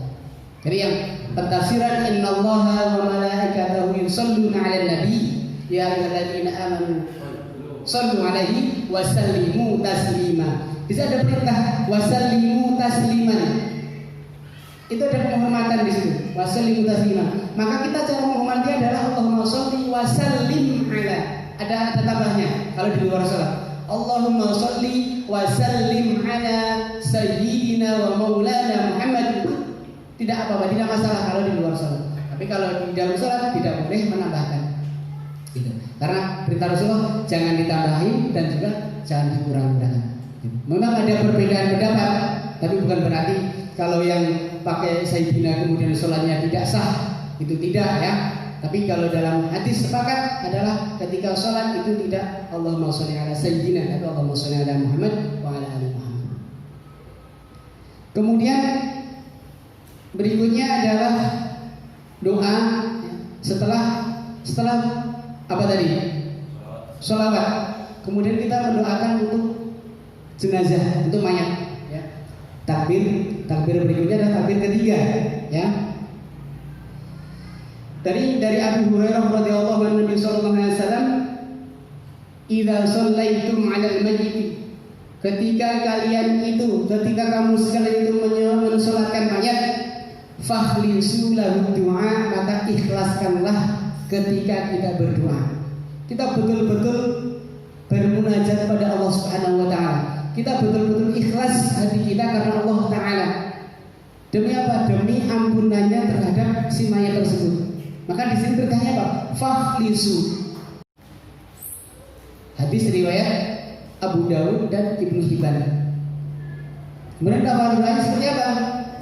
Diriwayatkan dari Auf bin Malik. Man Auf bin Malik, qala Rasulullah sallallahu alaihi wasallam, ala janazatin fasami'tu yaqul, Allahumma ighfir lahu warhamhu wa'afihi wa'fu anhu wa akrim nuzulahu wa wasi' madkhalahu waghsilhu bil ma'i was salji wal barad wa naqihi min khotoya kama yunqas thawbul abyad min ad-danas wa bidilhu daran khairan min darihi wa ahlan khairan min ahlihi wa zawjan khairan min zawjihi wa adkhilhu jannah wa qihi fi satil qabri wa adaban. Sudah hafal ya? Insyaallah. Insyaallah. Bapak-bapak sudah hafal ya? Mas-mas? Insyaallah jatuh lagi Ustaz. Allahumma ighfir lahu, atau sekurang-kurangnya Allahumma ighfir lahu warhamhu wa'afihi wa'fu anhu. Lebih utama lagi kalau kita ittiba dengan Rasulullah, ya kan? Wa agrim nuzulahu wa wasim madkhalahu wa ghsil bil ma'i wal thalji wal barad wa naqihi min al khataaya kama yunqas thawbul abyad min ad-danas wa abdilhu daran khairan min darihi wa ahlan khairan min ahlihi wa zawjan khairan min zawjihi wa adkhilhul jannah wa qihi fi sadil qabri wa adzaban nar. Atau boleh juga dengan doa yang lain.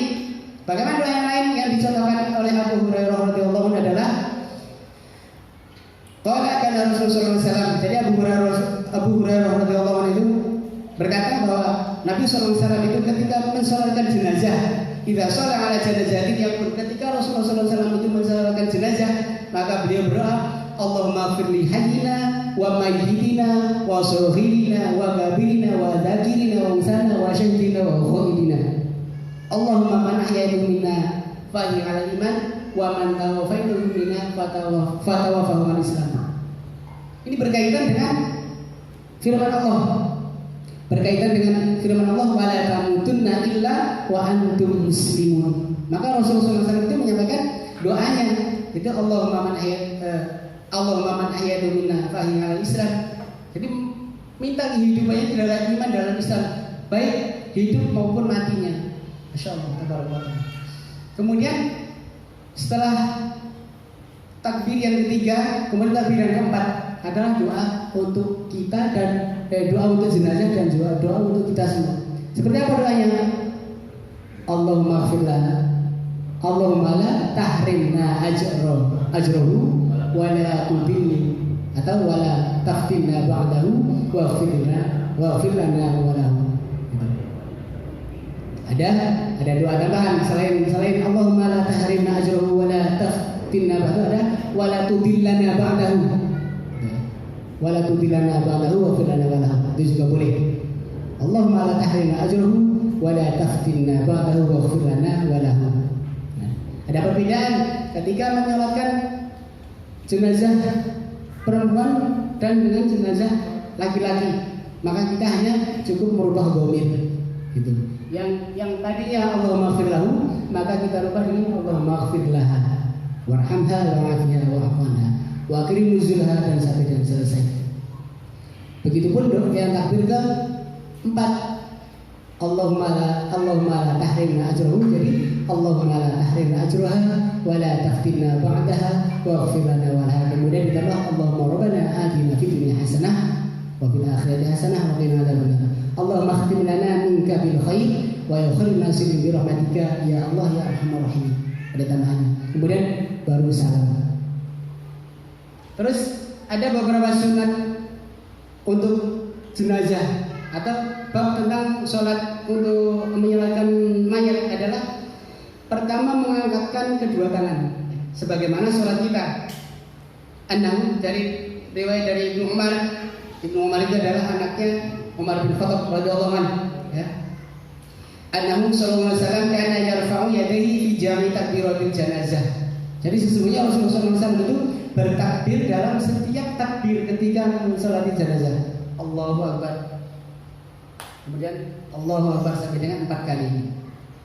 Kemudian cara kedua adalah dengan cara israr, adalah merendahkan suara. Gak boleh terlalu kencang, jadi pelan-pelan sedang ada israr. Kemudian membaca ta'awudz sebelum membaca surah Al-Fatihah itu kita diperintahkan untuk berta'awudz, gitu. Jadi ta'awudz pun diperintahkan oleh Al-Quran, kan? Jadi ketika kita membaca Al-Quran, maka sebelum membaca itu kita diperintahkan untuk berta'awudz kepada Allah, gitu. Fasta'in billah, maka harus berta'awudz dengan Allah Tabaraka wa Ta'ala. Kemudian setelah berta'awudz, a'udzu billahi minasyaitonir rajim, baru bismillahirrahmanirrahim. Baik dibizakan ataupun mau disirkan. Begitupun dengan ta'awudz pun boleh dengan suara pelan atau boleh cukup dengan hati kita. Tapi ada maksimal kuping kita itu mendengar. Itu untuk menguatkan, ya. Setiap lisan itu sebenarnya menguatkan, masuk ke ke otak kita, ke pikiran kita, ke hati kita. Terus kemudian sholat itu dengan berjamaah. Sholat jenazah itu disunahkan untuk berjamaah, tapi tidak mengapa kalau sholat sendirian. Sepertinya kita ketinggalan sholat jamaah.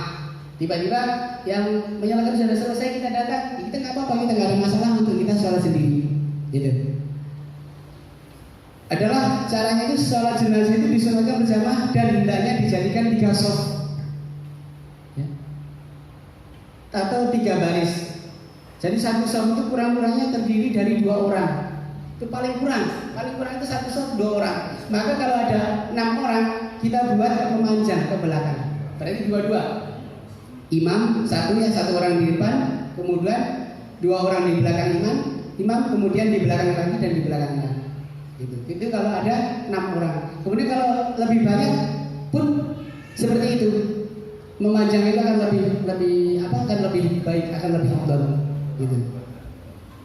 Karena ada riwayat lain yang mengenai tentang sholat jenazah yang shafnya itu lebih banyak, itu luar biasa.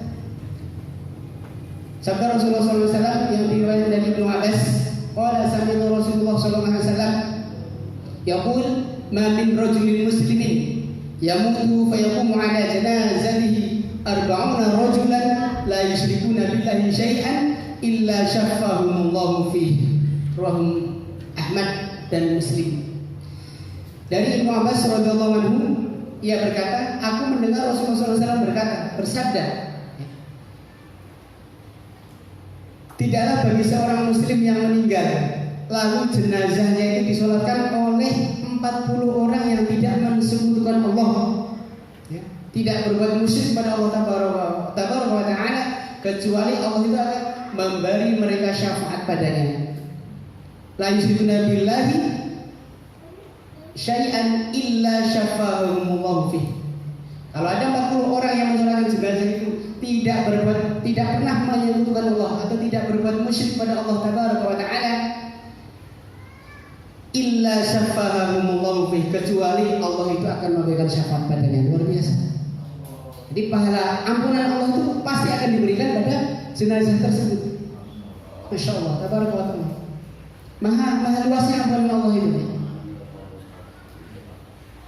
Kemudian dari riwayat dari Malik bin Hubairah, qala Rasulullah SAW, ma min mu'minin yamutu fa yusalli alaihi ummatun minal muslimina yablughuna an yakuna thalathatan sufufin illa ghufira lah. Rawahu al-khamsah wan Nasa'i. Jadi diriwayatkan oleh ahli hadis, termasuk dari Bukhari, Imam Muslim, Abu Dawud dan lain sebagainya. Ini Malik dari Malik bin Hubairah. Jadi qala Rasulullah SAW, kata Nabi SAW, ma min mu'minin yamutu fa yusalli alaihi ummatun minal muslimin. Tiada seorang mukmin pun yang meninggal lalu disolatkan oleh segolongan kaum muslimin sehingga mereka mencapai 3 shaf. Sehingga yang menyolatkan itu adalah mencapai 3 shaf. Itu adalah apa sabda Rasulullah? Illa ghufiralah, kecuali Allah itu akan mengampuni dosa-dosanya. Luar biasa pahalanya. Maka pentingnya kita itu mendatangi sholat jenazah itu demi untuk saudara kita yang telah meninggal. Kita memohonkan ampun pada Allah, dan pahalanya itu pun bukan hanya untuk orang yang sudah meninggal itu, tapi juga untuk kita. Kita diberikan pahala seperti Gunung Uhud yang kedua-duanya itu besar semua, ya kan? Terus si jenazahnya juga diampuni dari semua dosa-dosanya, selagi jenazah itu tidak pernah menyekutukan Allah Subhanahu wa Ta'ala. Kemudian langkah selanjutnya adalah sholat ghaib. Ya, ada sholat ghaib, jarang dilakukan ya sholat ghaib ya. Padahal itu disunahkan sholat ghaib itu. Sholat ghaib adalah ketika ada saudara kita yang meninggal. Ya, ada saudara muslim kita yang meninggal, baik itu siapa ya, famili kita, kakak kita, ataupun orang tua kita. Misalnya kita jauh, misalnya kita jauh, tiba-tiba yang di sana sudah disolatkan. Nah, kita cukup dengan sholat ghaib, sholat atas mayat yang tidak ada di tempat kita. Misalnya orang tua saya meninggal di daerah Magelang, ya kan? Terus dikuburkannya hari ini, ya kan? Saya otomatis kan sudah tidak bisa untuk mengikuti. Maka saya disunahkan untuk sholat Zuhur di sini. Seperti itu. Jadi sabda Rasulullah SAW tentang sholat Zuhur adalah an Jabir, dari sahabat Rasulullah yang namanya Jabir itu dia itu berkata, qala Rasulullah SAW qad tuwfil yawma rajulun salihun minal jashi falam tufasalu alaihi qala fasufifna khalfahu fasalla Rasulullah SAW alaihi wa nahnu sufufun, rawahu Bukhari wa Muslim. Dari Jabir radhiyallahu anhu, Rasulullah SAW berkata, hari ini telah meninggal seorang laki-laki yang soleh. Ada seorang laki-laki yang meninggal, yaitu orang yang soleh di negeri Habsyi. Maka berkumpul dan sholatlah kamu untuk dia. Jadi sunnah, perkara sunnah tapi jarang kita lakukan, padahal pahalanya luar biasa. Misalnya kita ada dengar sahabat karib kita ataupun orang yang kita kenal, dia itu orang muslim, dia itu orang soleh, maka kita disunahkan untuk mengumpulkan teman-teman kita untuk melaksanakan sholat ghaib. Kita mengajak ke teman-teman kita, ayo kita sholat ghaib untuk si fulan. Diperintahkan Rasulullah SAW. Hadisnya adalah diriwayatkan dari Bukhari dan Muslim. Kemudian ada mengenai yang tadi sholat ghaib ketika jenazahnya sudah dikuburkan adalah riwayat dari Ibnu Abbas. Ibnu Abbas radhiyallahu anhu, anna Nabi sallallahu alaihi wasallam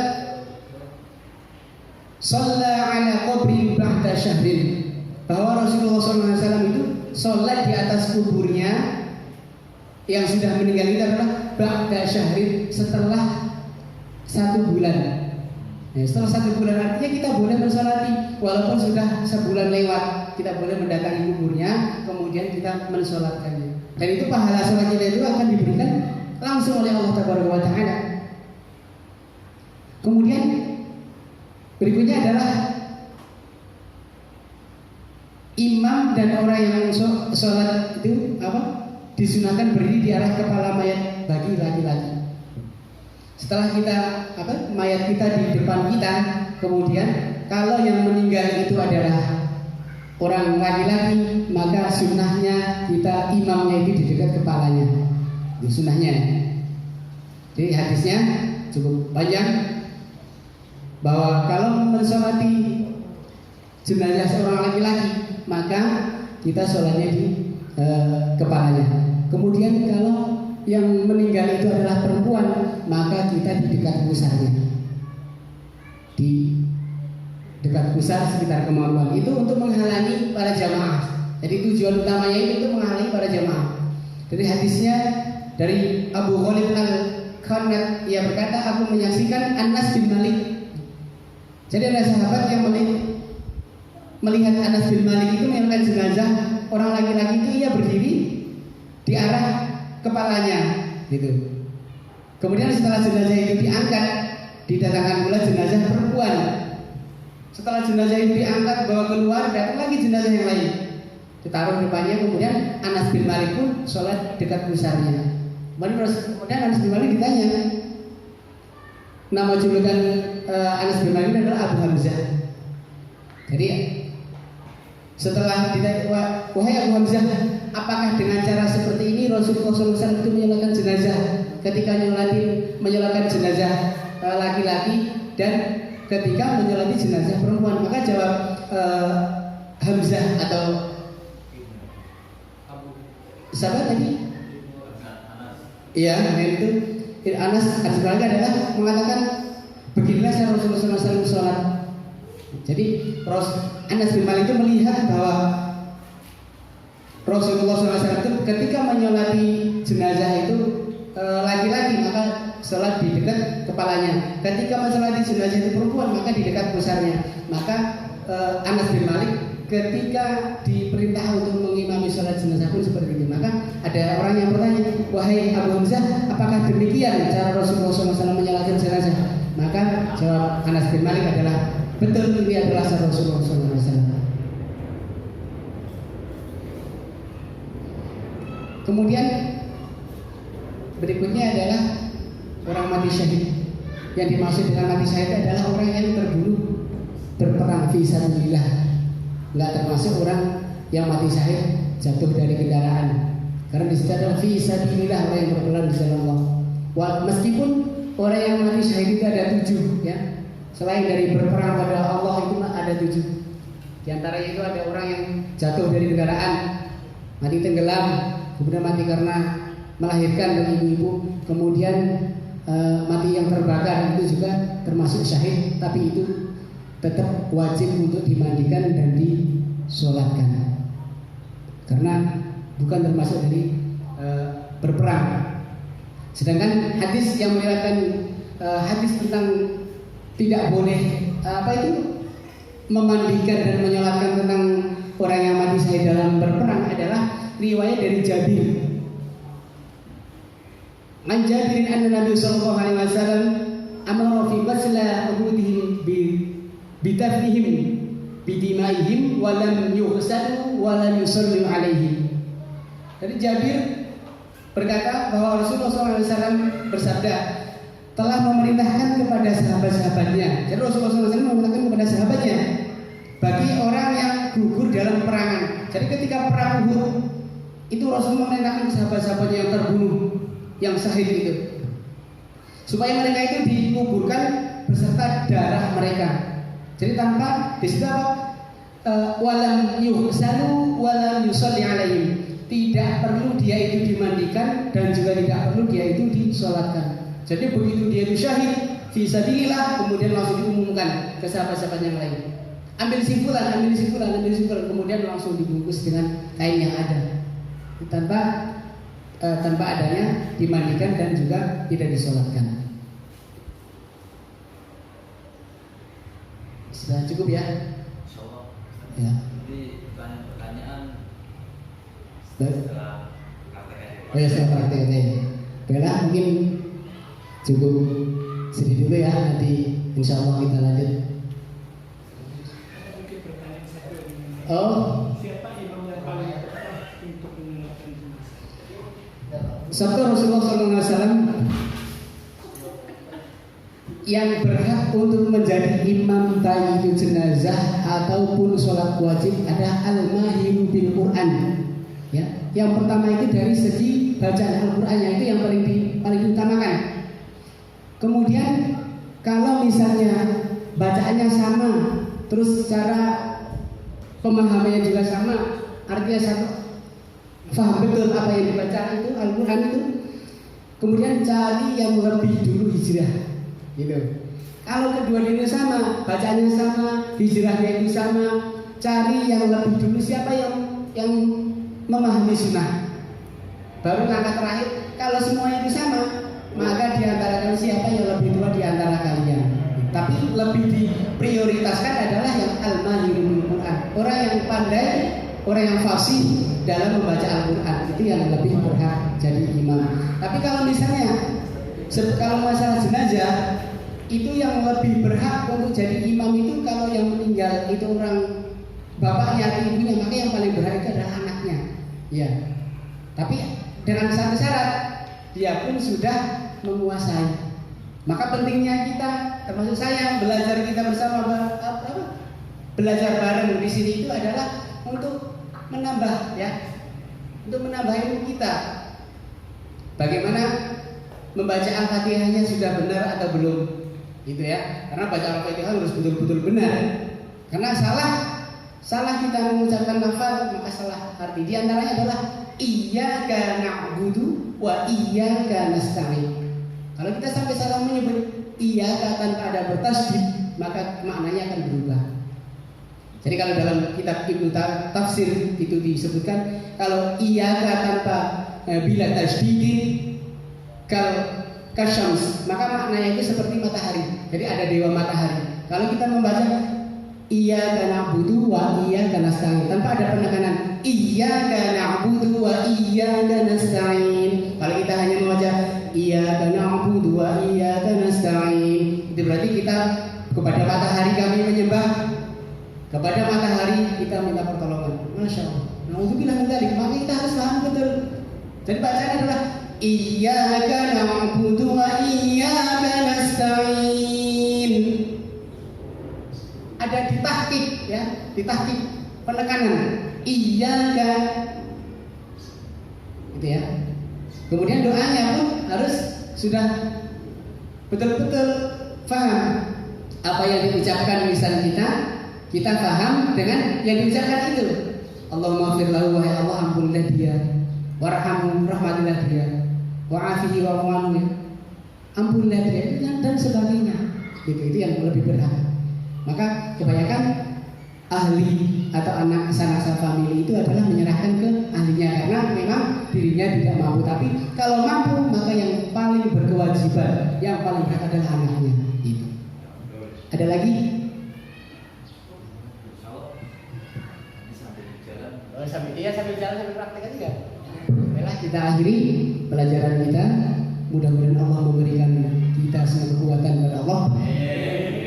Allah mudah-mudahan memberikan pahala sebagaimana yang disampaikan Rasulullah SAW, yaitu pahala menuntut ilmu. Kita akan dimudahkan, kita dimasukkan ke surga Allah Subhanahu Wa Taala, dan kita dikumpulkan dengan para syuhada wa sholihin. Meskipun kita bukan orang-orang yang jihad fisabilillah, tapi kalau kita itu jihad dalam rangka jihadun nafs, memerangi hawa nafsu kita mengalahkan kemalasan kita untuk mencari ilmu, itu pun sudah termasuk jihad. Masya Allah, luar biasa.